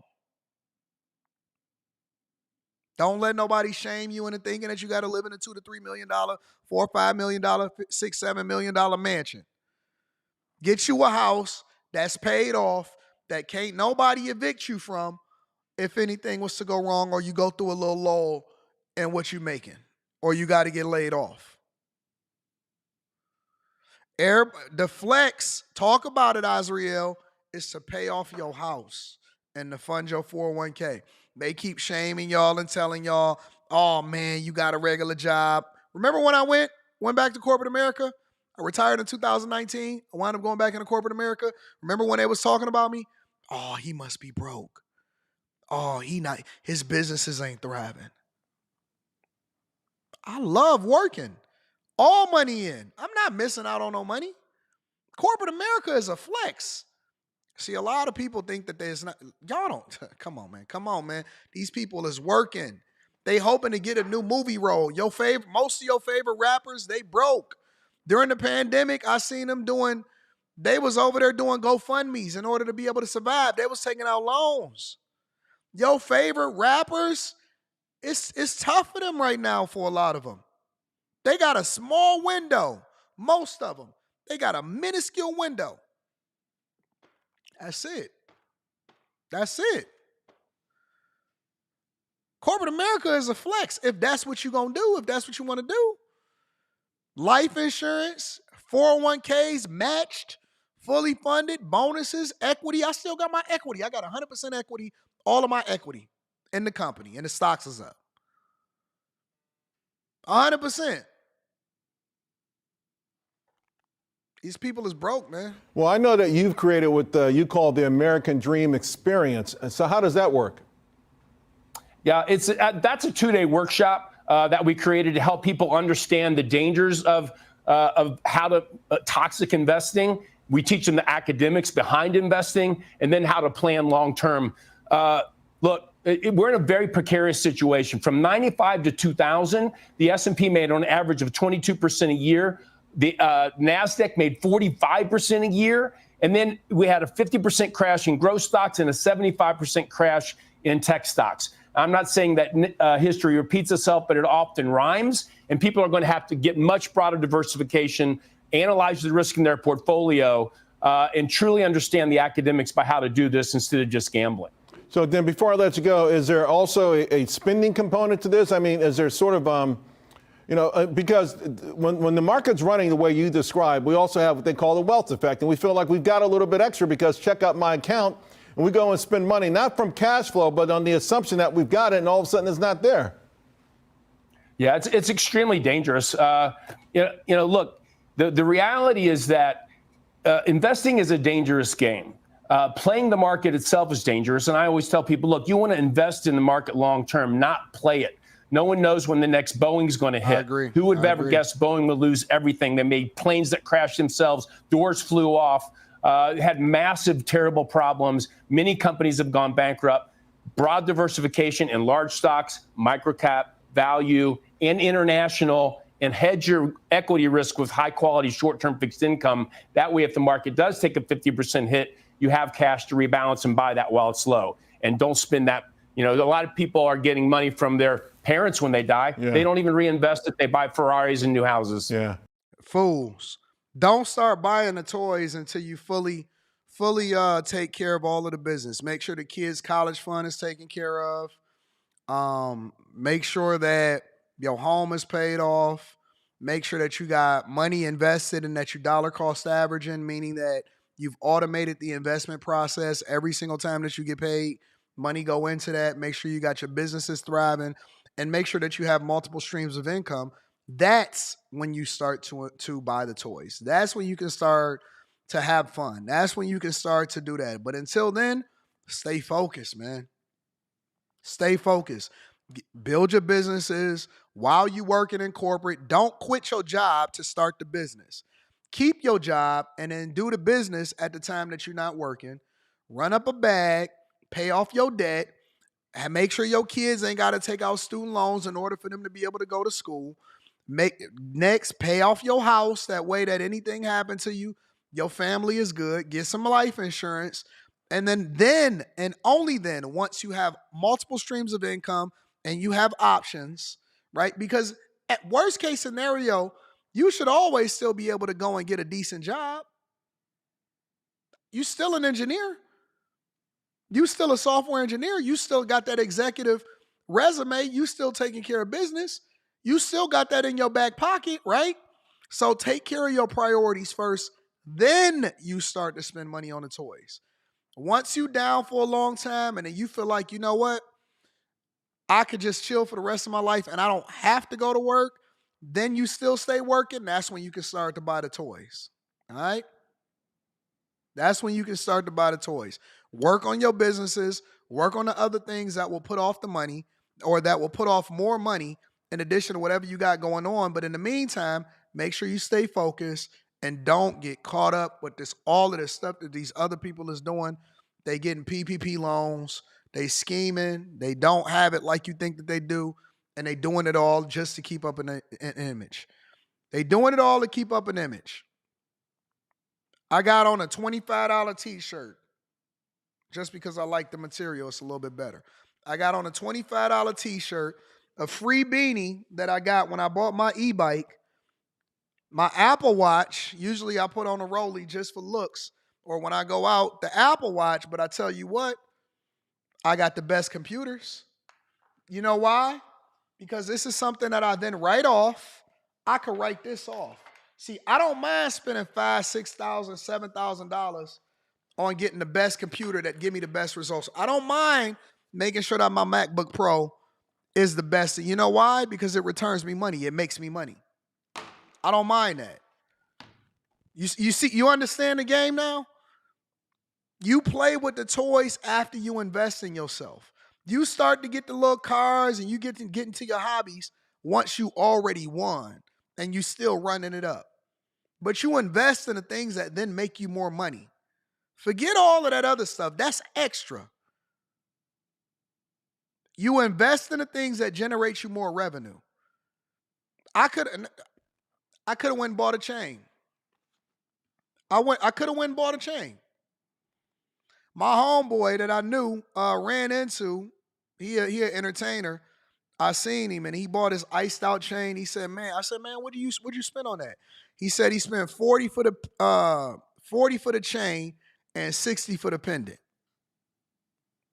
He said he spent 40 for the chain and 60 for the pendant. So he spent 100,000. Real talk. 40 for the chain, 60 for the pendant. I said, "Man, you doing it big, huh? You doing it big." He said, "Yeah, man, I had $100,000 budget that I needed to spend some money on before the end of this year." I said, "That's dope." I said, "Me too." He said, "What'd you buy?" I said, "I redid my studio." I spent the same, what you spent, I spent it on my studio, but I'm going to write mine off and I'm going to make more money as a result of it. I spent it on my studio. I got workers in here building multiple different sets and making sure that we gonna have a better quality product, because year over year we're growing in the business and we doing more than we did last year, and we did more than we did the year before that, and we expecting to do double next year. He said, see, he felt stupid. You know why he felt stupid?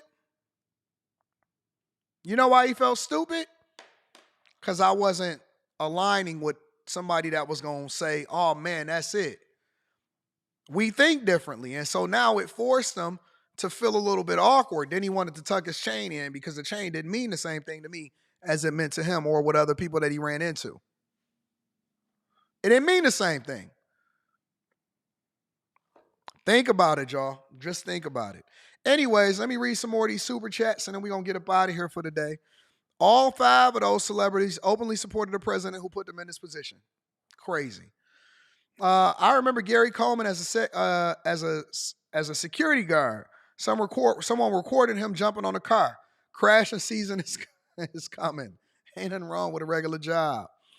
Get a decent W-2 and use that money to buy assets. Use those assets to get more assets and take advantage of the compound curve at least 10 years. And you're going to run it up. You'll be rich forever. It's good when you have walk-around money. It's even better when you're not worried about what other people think and you're comfortable in your own skin. That way you ain't got to impress people that don't care anything about you, all right? Listen, I love y'all. I appreciate y'all. Next week, I'm going to give y'all a tour. Patreon members, I'm giving y'all a tour of the studio. On top of that, we got Block Club this weekend, and we're going to take care of business, all right? I love y'all. I appreciate y'all. Again, and ain't nothing wrong with buying chains. Buy a chain if you want, as long as you're making good financial decisions. I'm not telling people what they can't buy. Just get it legally and do what you want to do. If you need tickets if you are in the Metro Detroit area, you don't have your tickets yet to the show. You need tickets to the Detroit show. DM me on Instagram. I'm going to be responding to my Instagrams within an hour. I love y'all. I appreciate y'all. I'm going to holler at y'all later. Peace.